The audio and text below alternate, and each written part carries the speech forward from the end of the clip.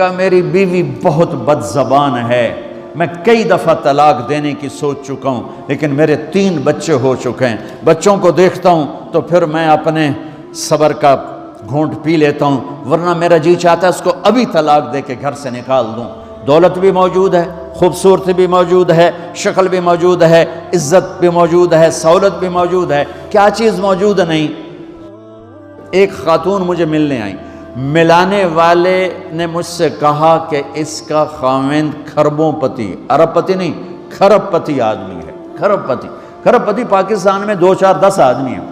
اس خاتون نے آ کر میرے سامنے بولنے سے پہلے ہی رونا شروع کر دیا، ورنہ پہلے کوئی عورت یا مرد آ کے دکھڑا سناتا ہے پھر روتا ہے، وہ روئی پہلے اور بات بعد میں۔ وہ کہنے لگی مولانا صاحب مجھے لوگ بڑا خوش قسمت سمجھتے ہیں کہ میں بہت بڑے مالدار کی بیگم ہوں، لیکن میں لعنت بھیجتی ہوں اس کی دولت پر کہ اس کا رویہ ہی میرے ساتھ اچھا نہیں، تو میں ہیرے کے سیٹ کیا کروں، میں سونے چاندی کے سیٹ کیا کروں، میں یہ کروڑوں روپے کی گاڑی کو کیا کروں جب میرے خامند کا رویہ ہی میرے ساتھ انسانوں والا نہیں ہے اور اس کے اخلاق اچھے نہیں ہیں۔ میں آگ لگا دوں اس ساری دھن دولت کو، مجھے محبت چاہیے، اخلاق چاہیے، وہ کوئی نہیں اس کے پاس۔ چند دن بعد دوسرا واقعہ سنا، ایک نوجوان بڑا خوبصورت، وہ بھی اسی طرح لیکن اتنا مالدار، کافی مالدار، وہ آ کے میرے پاس بیٹھ کے رونے لگا، مولانا صاحب اب میں کیا کروں، میری زندگی برباد ہو گئی، میرا اتنا عالی شان گھر ہے، اتنی اچھی میری کمائی ہے، آمدنی ہے، لیکن میں کیا کروں۔ یہ اسی کے الفاظ بتانے لگا ہوں، میری بیوی کی زبان 20 فٹ لمبی ہے۔ میں کہا رکھ دی کتنے 20 فٹ چاہتے، میں کہا وچوں 19 فٹ کٹ دے شاید کچھ کم بن جاوے۔ کہا میری بیوی بہت بد زبان ہے، میں کئی دفعہ طلاق دینے کی سوچ چکا ہوں، لیکن میرے 3 بچے ہو چکے ہیں، بچوں کو دیکھتا ہوں تو پھر میں اپنے صبر کا گھونٹ پی لیتا ہوں، ورنہ میرا جی چاہتا ہے اس کو ابھی طلاق دے کے گھر سے نکال دوں۔ دولت بھی موجود ہے، خوبصورتی بھی موجود ہے، شکل بھی موجود ہے، عزت بھی موجود ہے، سہولت بھی موجود ہے، کیا چیز موجود نہیں؟ اخلاق موجود نہیں، حسن سلوک موجود نہیں، پیار محبت موجود نہیں۔ اب اپنے گھروں میں اگر خوشی دیکھنا چاہتے ہیں، ہر رشتے کو اگر آپ آباد کرنا چاہتے ہیں تو میرے نبی والی محبت دینا سیکھیں، میرے نبی والی محبت دینا سیکھیں، اپنے بچوں کو بھی، اپنی اولاد کو بھی، اپنے بہن بھائیوں کو، اپنے ماں باپ کو، ساس بہو کو، بہو ساس کو، سسر بہو کو، بہو سسر کو، بھائی بھائی کو، بہن بہن کو، اللہ کے واسطے برداشت کرنا سیکھو۔ مجھے میرے رب کی قسم ساری دنیا کا چین و سکون برداشت میں ہے، صبر میں ہے، صبر میں ہے، صبر میں ہے۔ زبان۔ ایک نوجوان میرے پاس آیا، کہا جی میری بیوی سے لڑائی ہوتی، مجھے کوئی تعویذ دو۔ میں نے کہا بیویوں پہ تعویذ اثر ہی نہیں کرتا۔ کہنے کا کیا کروں؟ میں نے کہا ایک عمل بتاتا ہوں، سنت عمل، کہ 1-2 لقمے اپنے ہاتھ سے بیوی کو کھلا دیا کرو۔ وہ کہنے لگا اس سے کیا ہوگا؟ میں نے کہا یہ تو تم دیکھو گے، پھر میں پوچھوں گا تم سے کیا ہوگا۔ میں نے کہا یہ سنت عمل ہے، اس سے محبت بڑھے گی۔ کوئی 8-10 دن گزرے تو اس کا فون ویسے آ گیا حال احوال پوچھنے میرا، تو مجھے اپنی بات یاد آ گئی۔ میں نے کہا میری بات پہ عمل کیا تھا؟ کہنے لگا نہیں۔ میں نے کہا کیوں؟ کہنے لگا شرم آتی۔ میں نے کہا لڑتے ہوئے شرم نہیں آتی؟ کبھی کوئی کمزور سے بھی لڑتا، عورت تو بیچاری کمزور ہے، چلو یہاں کی عورتیں طاقتور ہیں، سنا ہے کہ بڑی شیرنیاں ہیں اور ان کے خامد سارے بکری یہ شیر ہیں، الٹا ہی کام ہے، یہاں عورتیں شیر ہے، خامد بکریاں ہیں۔ چلو بھائی تم مہربانی کر کے اپنے خامدوں کو عزت دو، اور ان سے کہتا اپنی بیویوں کو عزت دو، محبت سے رہو۔ تو میں نے کہا بے وقوف، کبھی کمزور کے ساتھ بھی کوئی لڑتا ہے، اس میں تمہیں شرم نہیں آتی؟ اور اس میں شرم آتی ہے سنت۔ میں نے کہا چل کر اور مجھے بتا۔ کوئی 2 گھنٹے بعد اس کا فون آیا، کہا مولانا دوپہر کا کھانا تھا، میں نے اپنی بیوی کے منہ میں لقمہ جو دیا نا تو اس کا منہ وہیں کھلا رہ گیا۔ وہ کہنے لگی تو نے خود تو کیا نہیں، کسی نے تجھے بتایا ہے؟ کس نے بتایا؟ تو بتا، تیرے اندر یہ ظرف نہیں ہے، تمہیں یہ سبق کس نے پڑھایا ہے؟ اس نے کہا مجھے یہ سبق مولوی طارق جمیل نے پڑھایا۔ تو کہنے لگا میری بیوی نے ایسے اپنی جھولی اٹھا لی اور کہا مولوی طارق جمیل اللہ اس کے بچوں کو سلامت رکھے جس نے تمہیں انسان بنایا۔ میرے بھائی بہنوں صبر کرنا سیکھو۔ ہماری ایک دھوبن تھی ماسی شریفہ، مر گئی بیچاری، تو وہ آ گئی میری بہن کے پاس، چھوٹا قد، موٹی ڈٹی، تو بڑی لڑک کی، پوری شیرنی۔ وہ آ کے کہنے لگی میری بہن کو، میری بہن تو انہوں چنگی طرح جان دی ہے، بی بی ہے میری نوواں بڑیاں لڑدیاں، میں نے کوئی تویز دے ساریاں میری نوکر بن جانا۔ اب میری بہن کو پتہ تھا کہ وہ سارا لڑائی دا تماشا تھا ماسی شریفاں تو شروع ہوندہ، ادو تو ہوندہ ہی کچھ نہیں، بیچاریاں معصوم جیاں چھوٹیاں چھوٹی عمر دیاں۔ تو میری بہن نے ایک تعویذ بنایا اور اس کو یوں رول کر کے نا اس کو کہا ماسی شریفاں ہن جس لے تیری لڑائی ہوئے نا اس تعویذ تو چک مار کے بہ جانا ہے تے چھڑنا نہیں، جے تو چھڑیا تو مر جانا، انہوں پکا کر کے رکھیں۔ اس نے کیا کیا؟ ماسی شریفوں کو چپ کروایا۔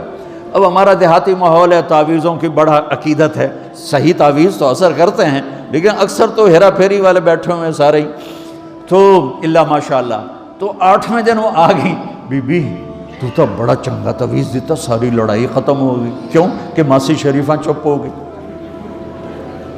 تو میں ان ساری مستورات کو یہ تعویذ دے کے جا رہا ہوں، یہ سب لے لو، یہ مرد بھی لے لو، اور جب کوئی جھگڑا ہو اے یہاں رکھ کے چپ کر کے بیٹھ جانا، آپ کی لڑائیاں ختم ہو جائیں۔ اگر آپ بولتے رہے تو پھر لڑائی ختم نہیں ہوگی۔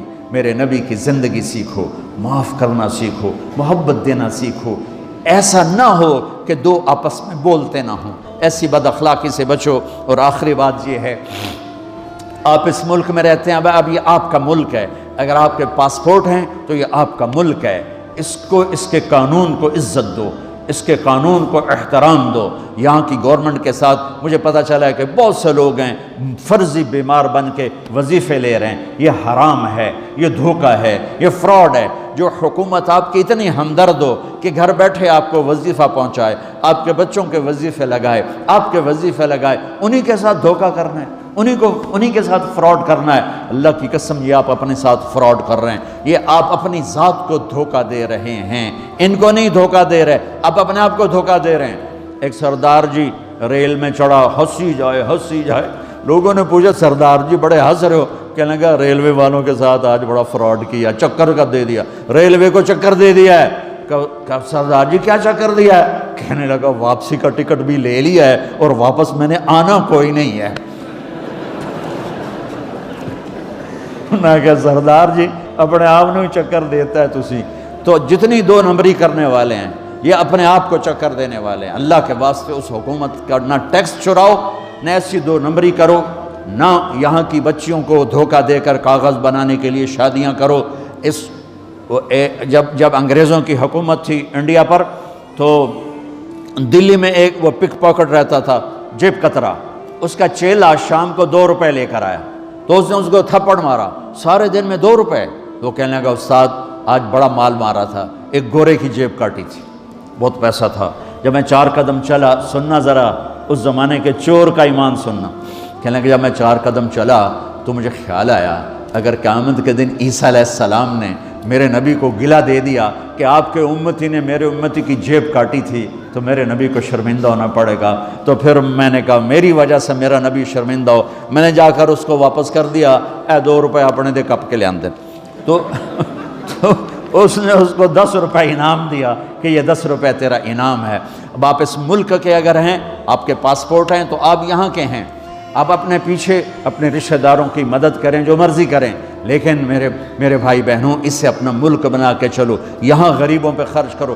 زکوٰۃ تو مسلمان کو دی جاتی ہے کوئی شک نہیں، لیکن صدقات خیرات پیچھے بھیجنے کے بجائے یہاں کتنے غریب لوگ ہیں، کتنے ضرورت مند لوگ ہیں، کتنے لوگ ہیں جن کے پاس گھر کوئی نہیں، کتنے لوگ ہیں جو کونسل کی طرف سے وظیفہ لے کر روٹی کھا رہے ہیں اور وہ پوری نہیں پڑتی، ایسوں کو ڈھونڈ کے ان پر خرچ کرو، ان کی مدد کرو، کسی کی جانی خدمت کرو، کسی کی مالی خدمت کرو۔ میرے نبی نے فرمایا ہر مسلمان کے لیے ضروری ہے کہ صدقہ دے، ہر مسلمان روزانہ صدقہ دے۔ تو صحابہ نے کہا یا رسول اللہ پیسے نہ ہوں تو آپ کہتے چلو کوئی بات نہیں۔ کہا نہیں سنو، آپ نے کہا بازار میں جا کے مزدوری کرے اور مزدوری کی قیمت وصول کر کے صدقہ کرے، صدقہ اتنا ضروری ہے، بلاؤں کو ٹال دیتا ہے، مصیبتوں کو ٹال دیتا ہے۔ تو یہاں رہنے والے یہاں کے قانون کا احترام کریں، یہاں کے قانون کو عزت دیں، اللہ کے واسطے 2 نمبری نہ کریں، دیانتداری سے چلیں۔ میرے نبی نے فرمایا میرا امتی ہر گناہ کر سکتا ہے، 2 کبھی نہیں کرے گا، ایک جھوٹ کبھی نہیں بولے گا، ایک دھوکہ کبھی نہیں دے گا۔ تو اللہ کے واسطے دھوکے فراڈ سے چلیں. کہیں آپ لڑے ہوئے ہیں صلح کر لیں، پیار محبت دیں، معاف کریں، اپنے بچوں کو ٹائم دیں، ان کو اچھی تعلیم دیں، یہ اعلیٰ عہدوں پر پہنچیں، اعلیٰ جاب پر پہنچیں. ضروری نہیں کہ تمہاری طرح مزدوریاں ہی کریں، ان کی تعلیم کا یہاں سکول بناؤ، یہاں کالج بناؤ، اپنے سکول بناؤ، اپنے کالج بناؤ، اپنی اولاد کو اچھی سے اچھی تعلیم دو کہ یہ آگے چل کے بڑے شعبوں پر اور بڑی جاب پر پہنچیں اور تمہارے لیے عزت بنے، باعث عزت بنے، باعث افتخار بنے. آپس کی پیچھے لڑائی چل رہی، اس نے 1 کنال کا گھر بنایا، میں نے 2 کنال کا بنایا. اور میں ایک جگہ گیا، پہاڑ میرپور گیا، میرپور بڑے بڑے گھر شہر میں انٹر ہونے سے پہلے بڑے بڑے گھر. میں نے کہا یہ اور لگیں جیسے خالی. میں نے کہا یہ کیا ہے؟ میں پہلی دفعہ میرپور کہا یہ انگلینڈیوں کے گھر ہیں، ان کے مقابلے لگے رہتے ہیں. اس نے کنال کا بنا، میں 2 کنال کا بناؤں گا. اس نے 2 کنال کا بنا، میں 4 کنال کا بناؤں گا. بناؤ گھر اپنی ضرورت کے بنا لو، جب جانا ہو وہاں نہ تم جانے والے ہو پیچھے، نہ تمہاری اولادیں. ان کو یہاں کی نسوار لگی، واپس جائیں گے لوڈ شیڈنگ میں. ایک پٹھان بھائی ناراض نہ ہونا، ادھر بہت ہیں پٹھان. تو ایک پٹھان کا خرگوش گم ہو گیا، خرگوش. تو لوگوں نے افسوس کیا، خان جی آپ کا خرگوش گم ہو گیا. کہنے لگا خوچا کوئی بات نہیں ہے، ہم نے اس کو نسوار کا عادی بنایا ہوا ہے، جب نشہ ٹوٹے گا ہمارے پاس آئے گا. یہ تمہاری نسل، اور تم انگلینڈ کی نسوار کھا کھا اب تم پاکستان جاؤ گے، ہندوستان جاؤ گے، بنگلہ دیش جاؤ گے. تم نے یہی رہنا ہے. اسے اپنا ملک بنا کے چلو، سنسیئر ہو کے چلو، اس کے قانون کا احترام کر کے چلو. یہاں غریبوں پہ صدقہ تو غیر مسلموں کو دو، ان کے دل قریب ہوں، ڈھونڈ ڈھونڈ کے دو، وہ تم سے پیار کریں، وہ تم سے محبت کریں. ان کے ہائے ہائے او میرے نبی تشریف فرما تھے. ایک طوائف گزری، طوائف پروسٹیٹیوٹ. وہ آپ کو دیکھ کے نا آپ کا مذاق اڑانے کے لیے، کیسا نبی ہے، اکیلے بیٹھ کے کھاتا ہے، کسی کو پوچھتا ہی نہیں. غیر مسلم کافر طوائف، کتنی برائیاں اکٹھی ہو گئی. آپ نے کہا آ جا، وہ آ کے بیٹھ گئی. آپ نے کہا کھا، وہ تو آپ کا مذاق اڑا رہی تھی کہ نہیں ایسا نہیں کھاؤں گی، جو تیرے منہ میں ہے اپنے ہاتھ سے نکال کے مجھے کھلا. اس کا خیال تھا یہ مجھے ڈانٹیں گے، کہیں گے اس کو اٹھاؤ، 2 چھتر مارو، اس کو دفع کرو. میں کہوں گی دیکھو تمہارا نبی کیسا ہے، اتنا بد اخلاق. تو انہوں نے کہا نہیں، جو تیرے منہ میں ہے وہ نکال اور اپنے ہاتھوں سے میرے منہ میں ڈال. میرے نبی نے کہا یہ لو. آپ نے لقمہ منہ سے نکالا اور اس کے منہ میں ڈالا. اب پنجابی کی مثال ہے، کبے نو لت لگی اور سدھا ہو گیا. میرے نبی کے منہ کا لعاب جب اس طوائف کے منہ میں گیا، وہ ساتھ ہی کلمہ پڑھ گئی، ایمان لے آئی اور مدینے کی شریف ترین عورت بن گئی. میرے نبی تو اس طرح اخلاق والے تھے. یہاں تو نوکر سسٹم نہیں. میں پاکستان میں بھی روتا رہتا ہوں کہ نوکروں کے برتن الگ ہیں اور مالکوں کے برتن الگ ہیں. عورتوں کی نوکروں کی پلیٹ الگ ہے اور مالکوں کی پلیٹ الگ ہے. میرے نبی نے طائف کے کافر آئے، روزانہ ان کے ساتھ بیٹھ کے رات کو کھانا کھاتے تھے، ان کا جھوٹا کھاتے تھے.